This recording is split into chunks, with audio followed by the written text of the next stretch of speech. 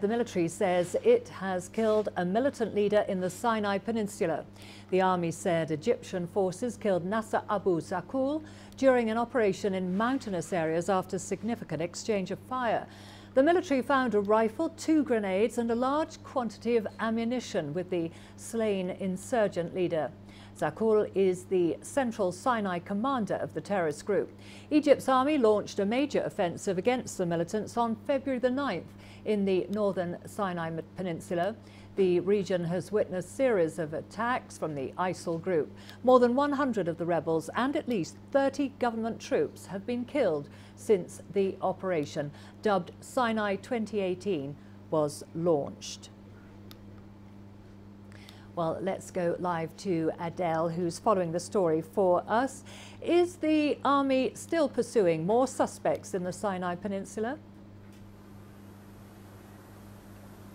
Definitely, the army is still chasing many more militants. It is customary for ISIL's way of management to have 5 replacements for each leader of the groups that it has on the ground. So Nasser Abu Zaqul is believed to be the leader of the Sinai, of the central Sinai group.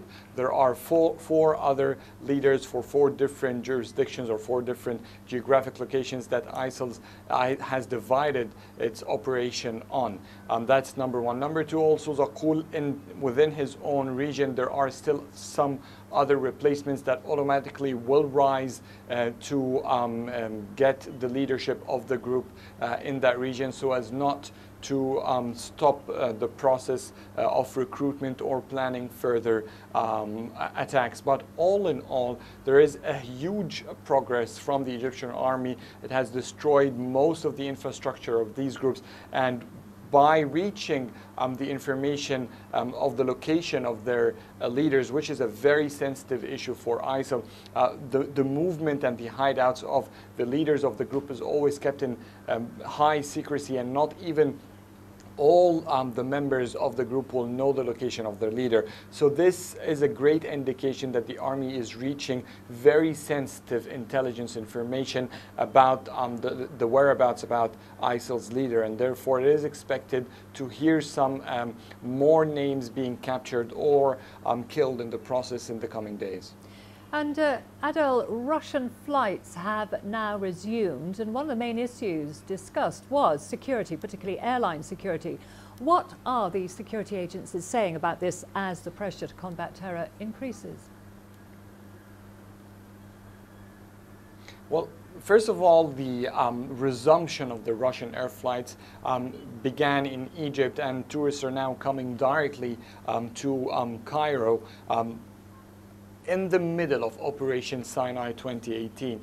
Experts know for sure that there's a huge gap or a huge difference between what is going on in North Sinai, where the militants are based, and how safe the southern part of the Sinai has been, namely the cities of Sharm el-Sheikh and Dahab.